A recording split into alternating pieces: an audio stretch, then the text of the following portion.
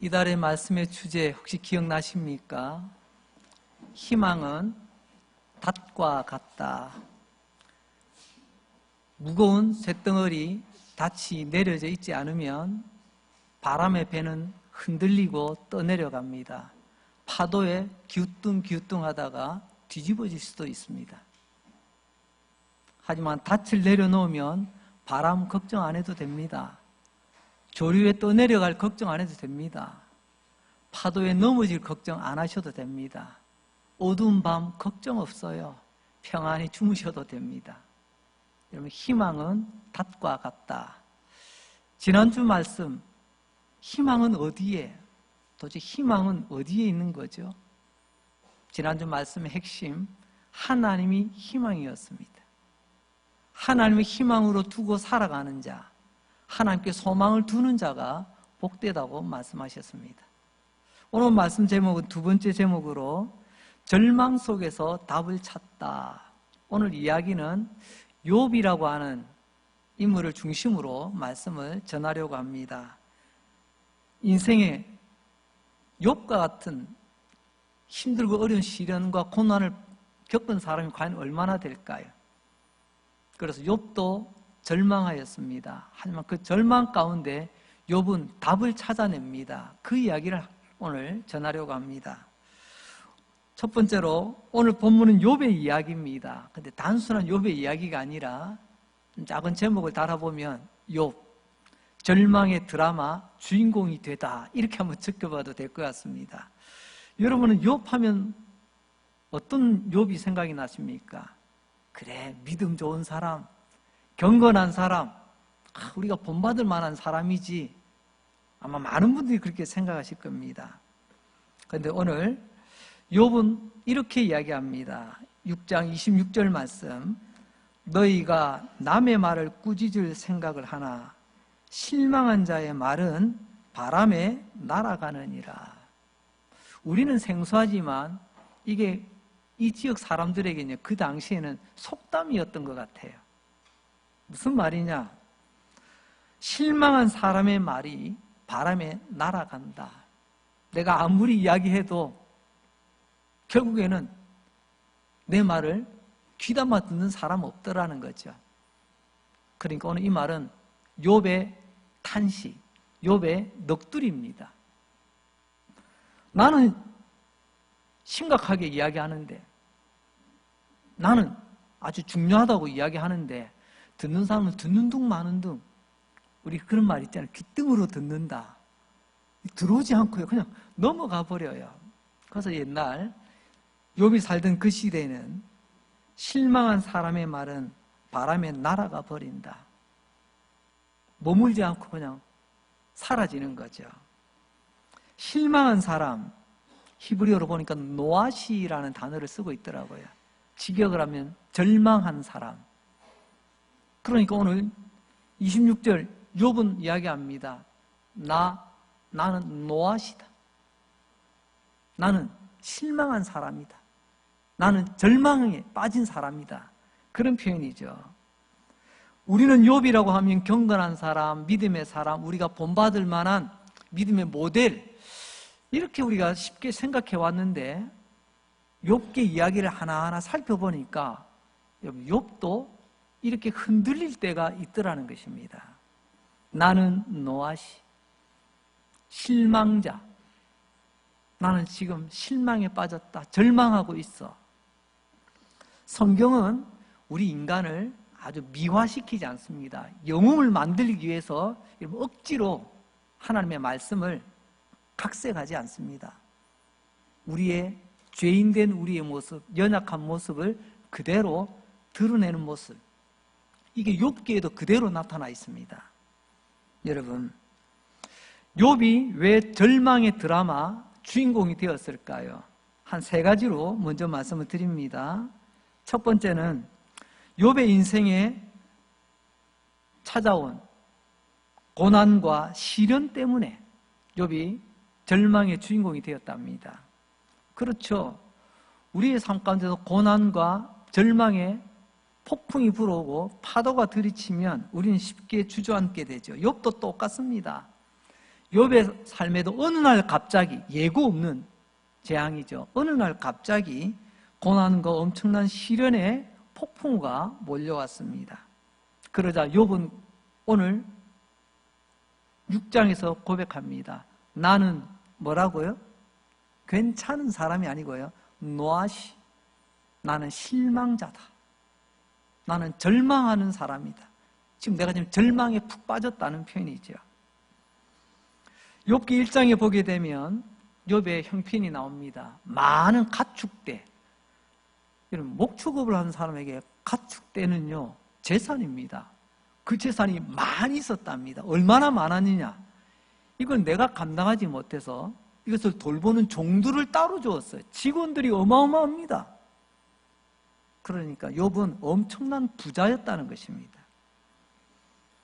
그런데 고난의 바람, 고난의 폭풍이 몰아오자 이 모든 건 뽑아버리고 무너뜨리고 쓰러뜨려 버렸다는 것입니다. 도적대가 쳐들어와서 가축들을 다 빼앗아가고 그 지키던 종들도 죽었답니다. 그런데 또 며칠 후에 하늘에서 천둥벼락이 떨어져서 남아있던 가축대, 종들마저 다 죽였답니다. 도덕대는 사건, 사고죠, 사고. 천둥벼락은요, 이는 자연재해입니다. 여러분, 인재와 천재가 같이 겹쳐가지고 요셉의 삶이 그야말로 폭삭, 쫄딱 망하게 되었습니다.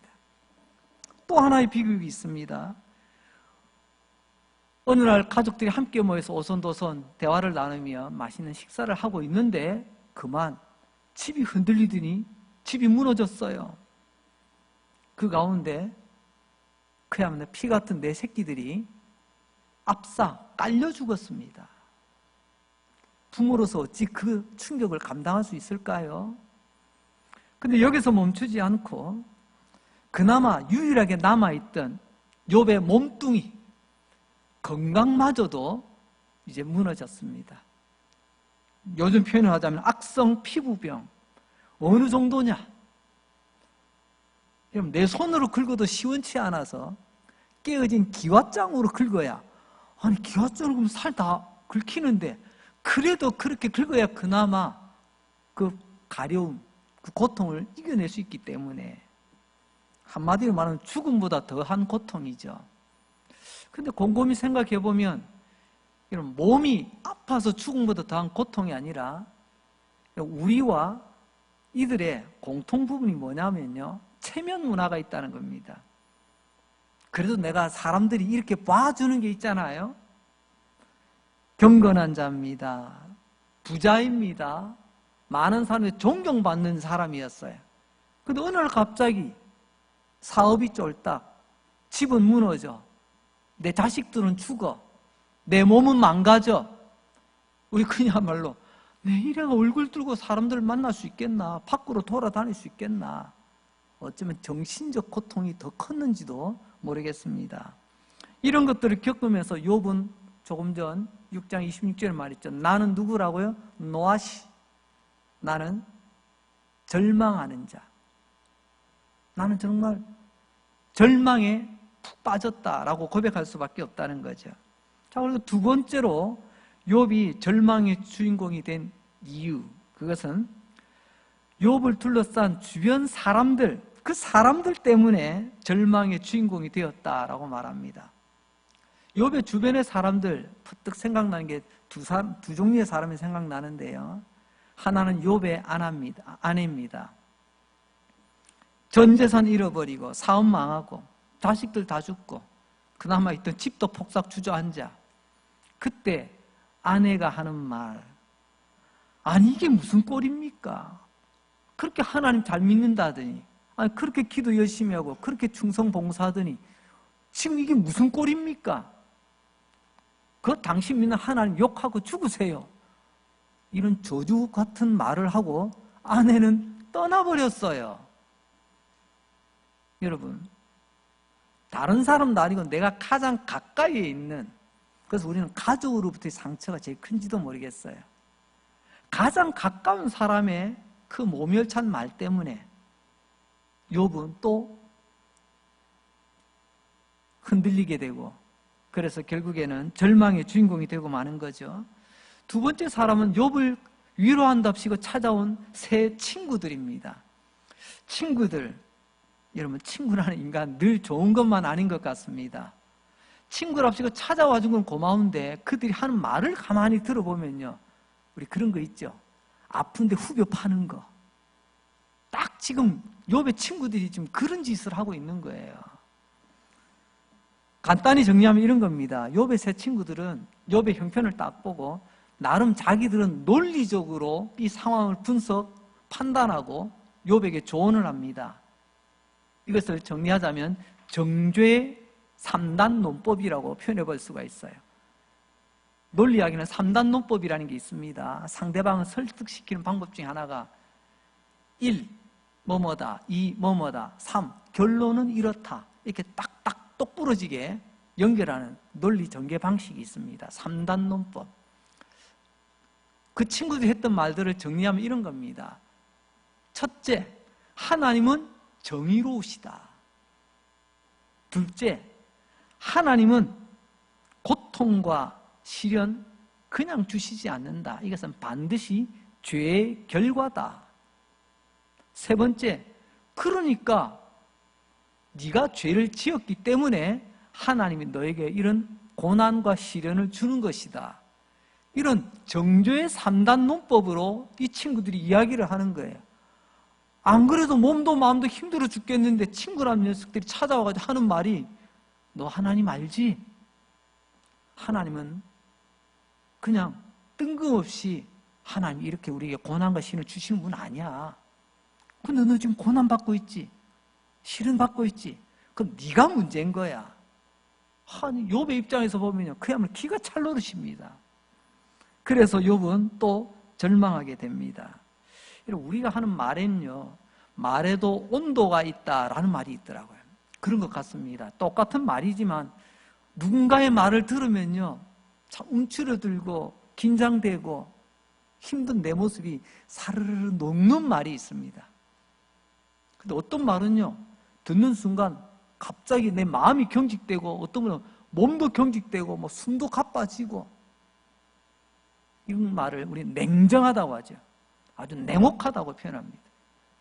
친구랍시고 찾아와서 욥에게 지금 조언을 하는 이 친구들은 아주 냉정하기 짝이 없습니다.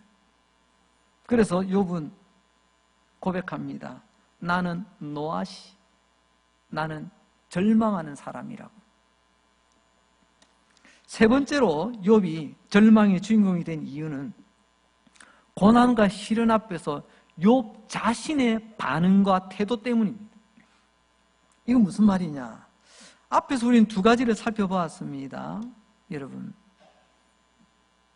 내가 큰 어려움을 당했다는 것, 그리고 내 주변에 이런 사람들이 있다는 것, 이는 외적, 환경적인 주변 사람들의 문제입니다. 내 밖의 문제죠. 그런데 세 번째는 제일 중요한 문제입니다. 그건 바로 나의 문제, 내 중심의 문제이기 때문에 그렇습니다. 내게 닥친 이 시련과 고난을 나는 어떻게 반응하고 있는가, 어떤 태도로 맞이하고 있는가, 조금만 우리가 좀 깊이 생각해 보면 이런 것 아니겠습니까? 여러분, 하나님께서 우리의 모든 삶을 주관하심을 우리는 믿습니다. 여러분들 믿습니까? 기쁨도 슬픔도 하나님이 주관하십니다.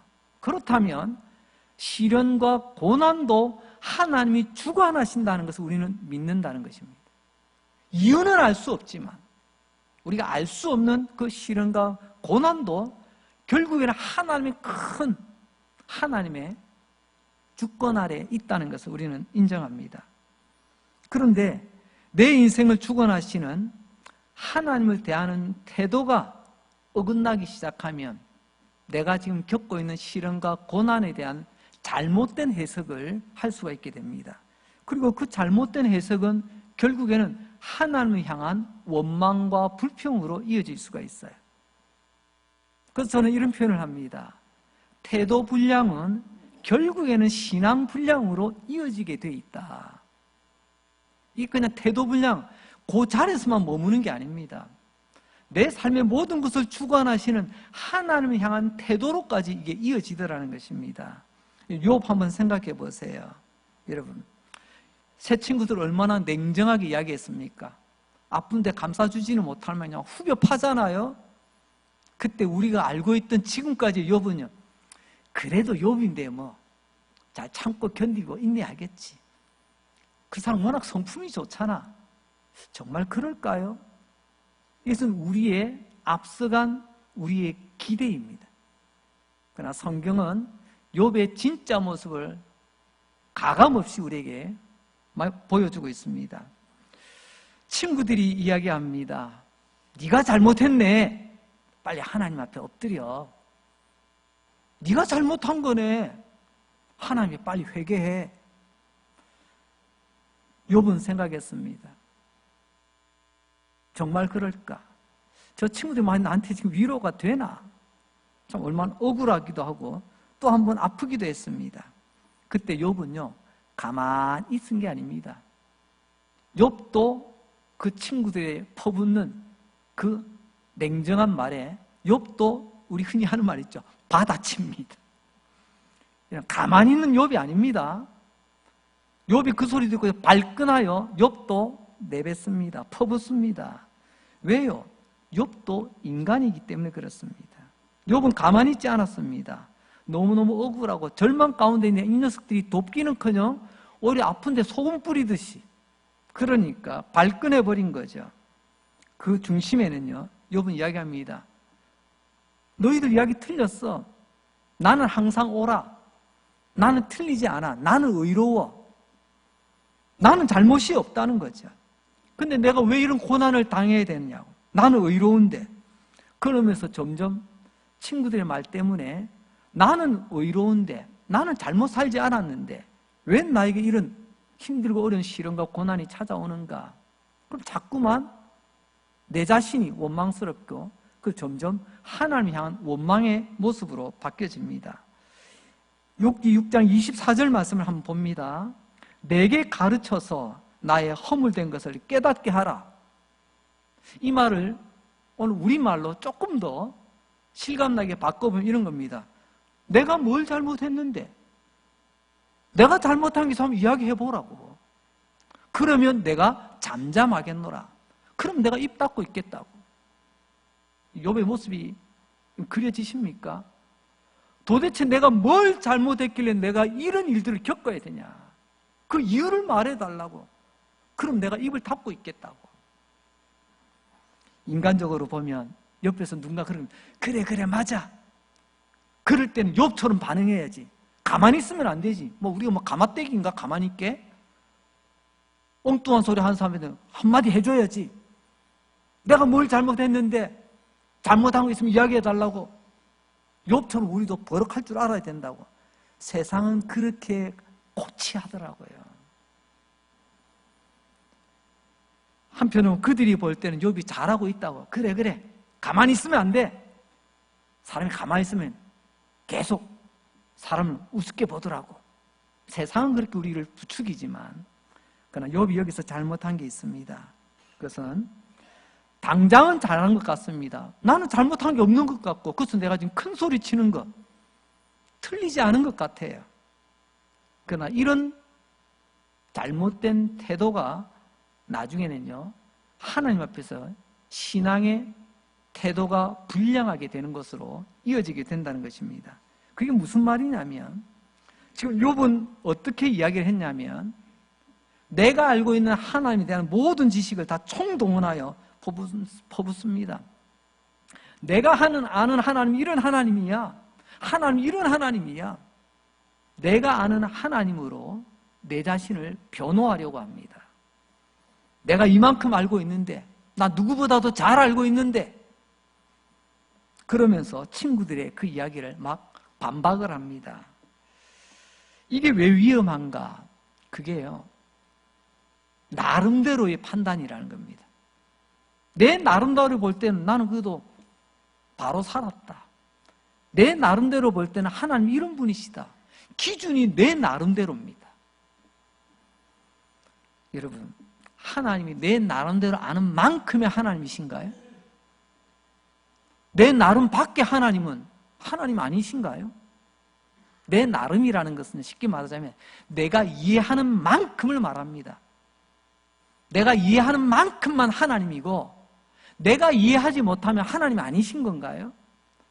요셉이 지금 그런 상황까지 나가고 말았던 겁니다. 내가 이해되고 내가 납득이 되면 하나님이라고 인정해. 하나님 일이라고 인정해. 근데 내가 이해되지 않고 내가 납득되지 않으면 이건 하나님 일이 아니야. 만약에 하나님이 하셨던 건 하나님이 틀린 거야. 나라면 그렇게 안 할 텐데. 나라면 말입니다. 욥이 그렇게 한 것입니다. 내가 알고 있는 하나님, 그게 전부 다였습니다. 내가 이해한 하나님, 그게 전부 다였습니다. 근데 내 이해, 내 경험, 여기서 조금만 벗어나니까 견딜 수가 없는 거예요. 그러면서 자기도 모르게 이런 말이 툭툭 튀어나오는 것입니다.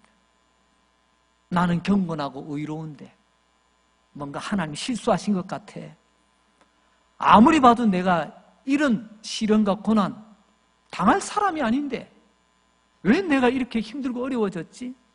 그래, 내 나름대로 생각해보니 이건 하나님의 실수지 내 잘못이 아니야. 이런 이상한 결론에까지 이르게 된다는 것입니다. 여러분, 욥은 믿음의 사람 맞습니다. 하지만 얼마나 속상하고 얼마나 그가 절망하였으면 여러분 이런 모습으로까지 나간다는 것을 성경이 보여주고 있을까요? 내가 뭐 잘못했는데 내 잘못을 말해달라고. 우리 가끔 그런 거 많이 하지 않습니까? 속상하고 억울하면 막 그렇게 대들 때가 있잖아요. 여러분, 우리 하나님은 나의 이해를 넘었습니다. 나의 경험을 넘었습니다. 내 머리, 내 가슴, 내 삶은 넘어섭니다. 우린 그걸 믿는 사람들이에요. 그리고 하나님의 사랑은 내가 다 이해할 수가 없습니다.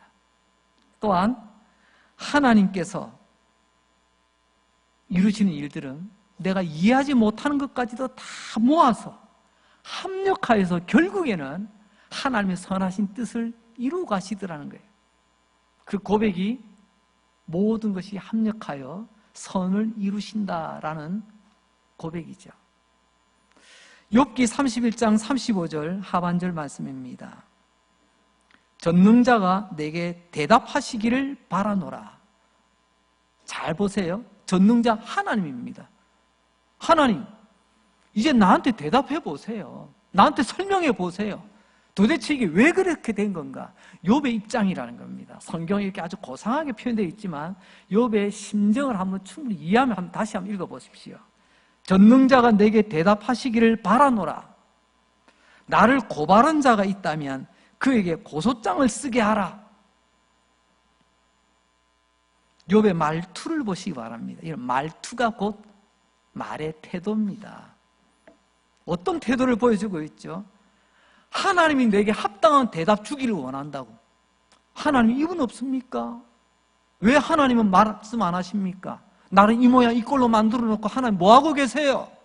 지금 하나님 막 다그치는 우리가 평소에 알지 못했던 욥의 모습을 보게 됩니다. 참 욥이 간이 크죠? 아니, 간이 큰 게 아니라 사실은 욥의 절망이 크고 깊기 때문에 욥이 몸도 흔들릴 뿐만이 아니라 그의 마음, 그의 신앙까지도 지금 흔들리고 있다는 것을 보게 됩니다. 그래서 지금 말하는 태도가, 말투가 이렇게 거칠게 나오게 되는 겁니다. 이쯤 되니 하나님 마침내 드디어 무대에 등장하십니다. 욥기 38장에 가서 하나님께서 등장하십니다. 근데 등장하시는데 그냥 등장하시는 것이 아니라 폭풍 가운데 등장하십니다. 38장에 보면요. 얼마 전에 올해 가장 강력한 태풍 중에 하나가 저 태평양에서 발생해서 괌이라고 하는 우리 잘 아는 휴양지를 지나갔습니다. 그런데 그때 그 바람이 얼마나 센지 영상을 보니까요. 쇳덩어리 트럭 차가요. 바람에 들었다 놨다 들었다 나중에 구불러 가더라고요. 이런 바람이 그렇게 셉니다. 하물며 그 바람 앞에 사람이 견딜 수 있나요? 오늘 하나님께서는 왜 특별히 폭풍 가운데 등장하셨을까요? 바람 앞에서도 견디지 못하는 연약한 우리. 하지만 하나님은요, 폭풍도 하나님을 흔들어 놓을 수가 없다는 거예요. 딱 좀 눈으로 보여주죠. 너는 바람도 견디지 못하지만 나는 폭풍 가운데서도 나는 서 있는다. 그 하나님이 욥을 만나시면서 욥의 질문에 답이 아니라 역질문을 던지십니다.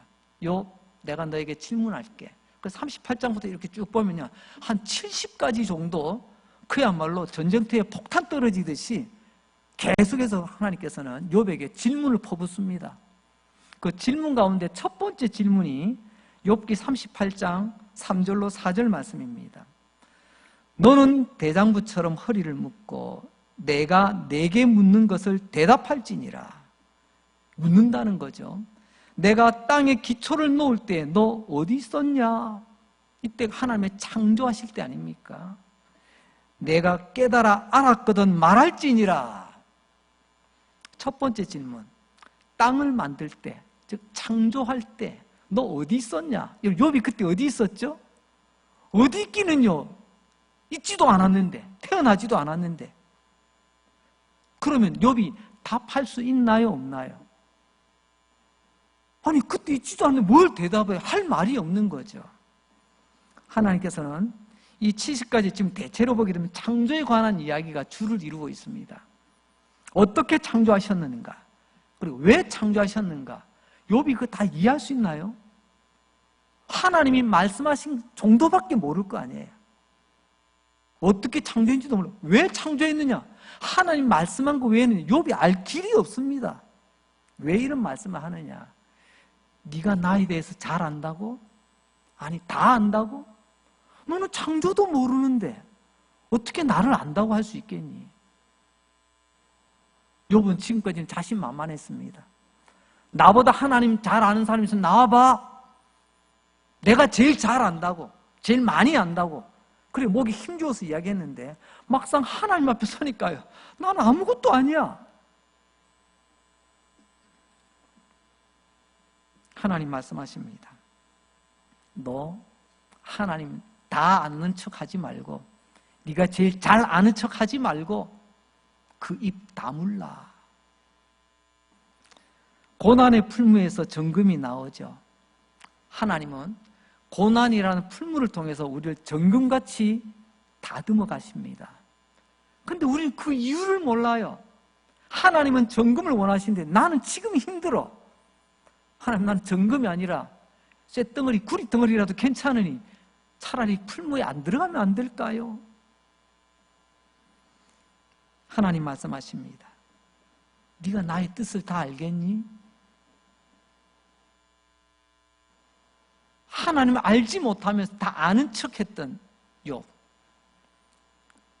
욥기 40장 2절에 보게 되면 이렇게도 말씀하십니다. 트집 잡는 자가 전능자와 다투겠느냐? 와, 하나님께서 아주 핵심을 찌르는 표현을 했어요. 욥을 뭐라고 표현했냐면요, 여러분 지금까지 아신 욥에게 트집 잡는다라고 여러분 여겨보신 적 있나요? 오늘 하나님은 욥에 대해서 말씀합니다. 욥, 너 참 트집 잘 잡더라. 너 트집쟁이구나. 트집쟁이가 뭐죠? 조금만 이렇게 보다가 나하고 안 맞으면 이걸 끄집어내는 거예요. 하나님 뭐라고 하십니까? 하나님을 탓하는 자는 대답할지니라. 너 지금까지 트집을 많이 잡았는데 내 질문하면 답해봐 라고 했더니 욥은 졸지 하나님 옆에 탓하는 인간이 됐습니다. 트집 잡는 거. 트집은 왜 잡죠? 나는 잘못한 게 없을 때, 근데 상대방은 잘못했다고 생각될 때, 나는 옳다고 생각할 때, 상대방은 틀렸다고 생각할 때, 그때 우리는 나의 불편한 마음이 이 트집으로 나옵니다. 욥이 그랬다는 거예요. 우리 욥의 앞부분만 읽다 보니까 욥의 이런 모습까지 못 봤는데 하나님은 정확하게 욥을 진단하십니다. 너 그 트집 좀 고쳐야 되겠다. 우리 가만히 돌아보시기 바랍니다.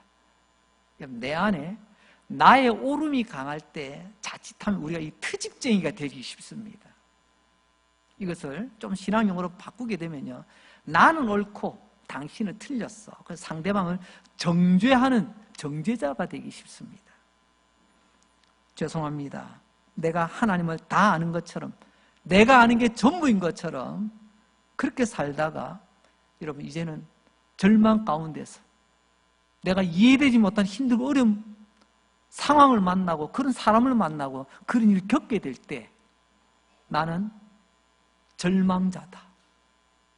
오늘 욥과 같이 고백하게 된다는 거죠.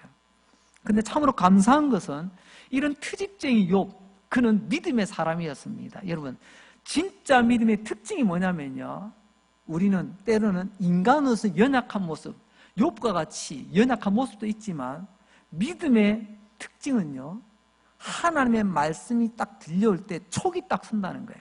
믿음의 촉이 있습니다. 믿음의 촉이 없으면요, 아무리 말씀을 쏟아 부어도 감지를 못해요. 그런데 촉이 있다는 거, 안테나가 있다는 것은요, 하나님의 말씀이 딱 들려올 때 이거구나 깨닫는 은혜가 있다는 거예요. 욥이 그런 믿음의 촉이 있었습니다. 하나님께서 이렇게까지 말씀하시니까 여러분, 욥이 정신이 번쩍 들었습니다. 그래서 욥기 40장 4절 바로 그 다음으로 보게 되면, 보소서 나는 비천하오니 무엇이라 주께 대답하리이까. 우리 말한 말로야, 하나님 말씀 앞에 욥이요 기세등등하게 한번 해봅시다. 하나님이 옳은지 내가 옳은지 한번 해봅시다. 이게 아니고요, 하나님 말씀을 딱 듣는 순간 그는 납작 엎드립니다. 이게 믿음의 촉이 있는 사람, 진짜 믿음의 사람은 말씀 앞에 반응하게 되어 있다는 말씀이에요. 그리고 뭐라고 말하죠? 주께 대답하리이까 손으로 내 입을 가릴 뿐이다. 손으로 내 입을 가린다는 게 뭡니까? 아이고, 이 방정맞은 입이 하나님 앞에 너무 나불거렸습니다. 이 함부로 열지 못하도록 내가 입을 막고 있겠습니까? 욥이 이런 태도를 취했다는 거예요.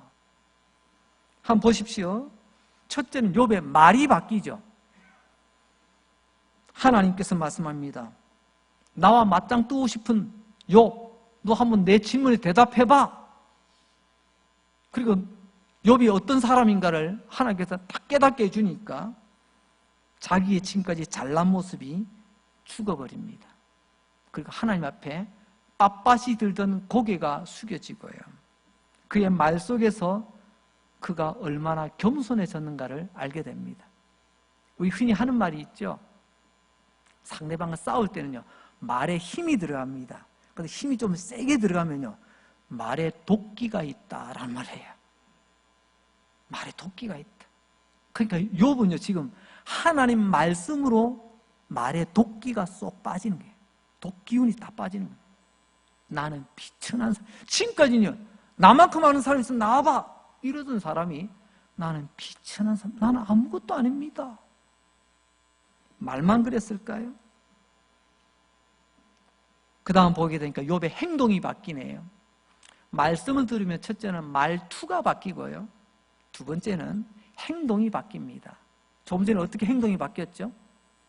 손으로 내 입을 막겠다. 벌리지 마, 말하지 마.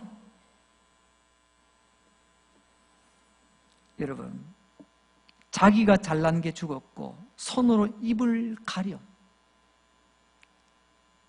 이게 욥의 말씀 앞에서의 반응이었습니다. 이제 우리 말씀의 진짜 주제, 오늘 말씀의 제목처럼 욥은 이제 드디어 절망 속에서 답을 찾게 되었다는 것을 알게 됩니다. 손으로 입을 가렸다는 말은 앞으로 다시는 그런 말 안 하겠습니다. 지금까지는 이 뚫린 입이라고 이런 말처럼 막 쏟아냈지만 이제 함부로 말하지 않겠습니다. 내 힘으로 안 돼서 내가 입을 막고 있겠습니다.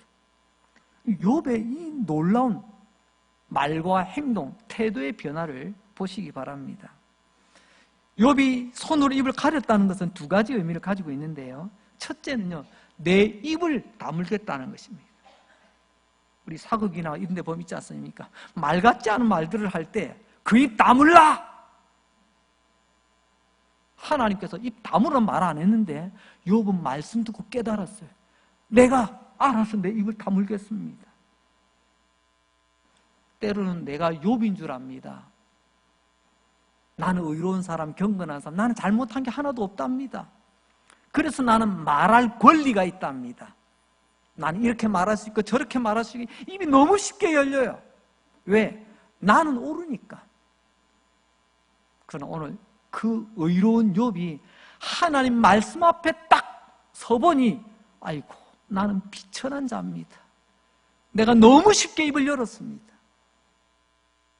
여러분, 내 의로움을 고집하고 의로움을 주장하던 그 입 이제 다물겠습니다.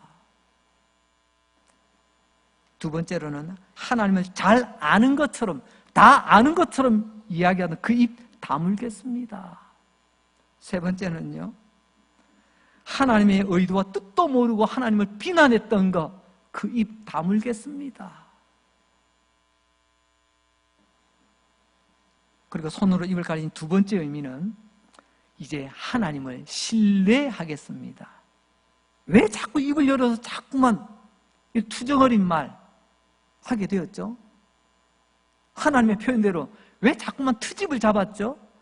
이건 이래서 마음에 안 들고 저건 저래서 마음에 안 들고 이건 이래야 되고 저래야 되고 하나님을 신뢰하지 못해서 그렇습니다. 내 생각은 여기까지지만 나는 여기까지지만 그러나 하나님의 생각은 나와 다른 줄로 믿습니다. 하나님은 나보다 더 좋은 생각, 더 좋은 계획, 더 좋은 뜻을 가지고 계신 줄로 믿습니다. 저는 하나님을 신뢰하겠습니다. 이게 손으로 입을 가리는 욥의 태도라는 거죠. 시편 46편 10절입니다. 이르시기를 너희는 가만히 있어 내가 하나님 됨을 알지어다. 내가 문 나라 중에서 높임을 받으리라. 내가 세계 중에서 높임을 받으리라. 욥이 손으로 입을 가렸습니다. 방금 시편 46편 너희는 가만히 있어.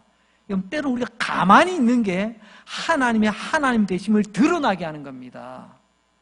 우리가 입을 열고 자꾸만 떠들어댈 때 하나님은 그 입 다물라. 이 트집땡이야, 입 좀 다물어라. 하나님이 욥을 향한 말씀을 오늘 저와 여러분 우리에게 주시는 것입니다. 하나님의 하나님 되심이라는 것은 하나님은 너무나 놀라운 분이십니다. 우리가 언제 놀라죠?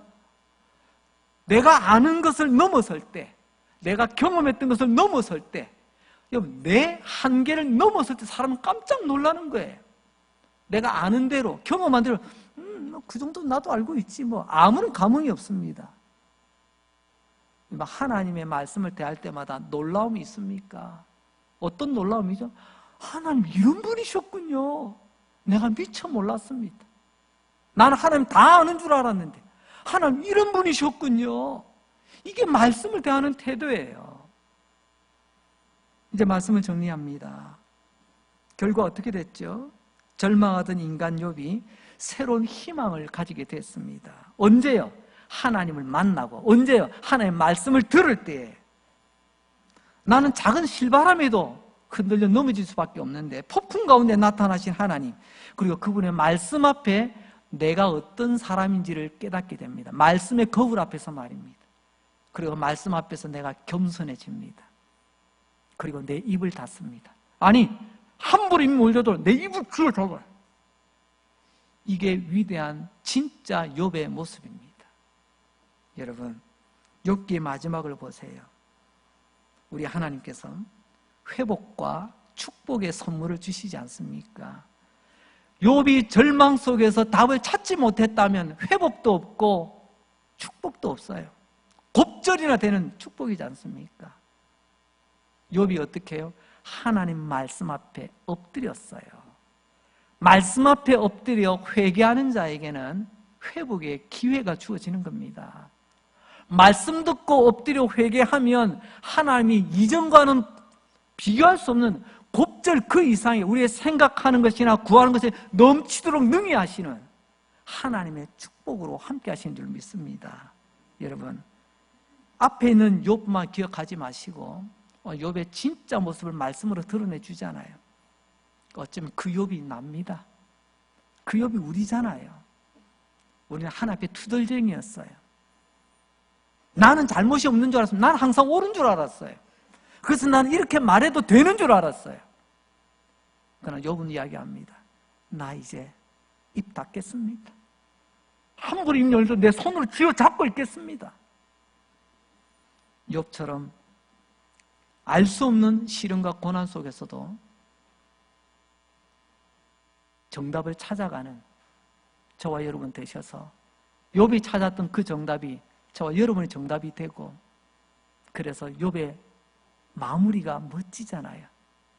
시작은 좋고 과정은 좋은데 마지막에 삐끄덕 얼마나 안타까워요.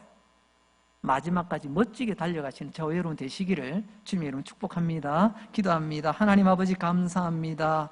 오늘도 예배자로 세워주셔서 감사합니다. 또 말씀 들려주시고 들을 수 있는 믿음 주셔서 감사합니다. 경건한 사람, 믿음의 사람 욥도 저렇구나, 저렇게 아프고 억울하고 절망할 때가 있었구나. 그런데 그 절망 속에서 욥은 답을 찾았습니다. 손으로 자기 입을 가리며 답을 찾았는데 이제 나도 그렇게 하겠습니다. 지금껏 나의 의로움을 고집하던 입 이제 다물겠습니다. 하나님에 대해서, 주의 몸된 교회에 대해서 내가 다 아는 것처럼, 제일 잘 아는 것처럼 떠들어대던 내 입 이제 다물겠습니다.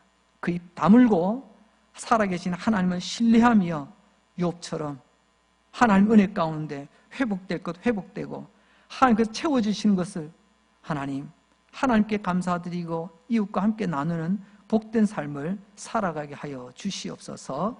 예수님의 이름으로 기도합니다. 아멘. 다 함께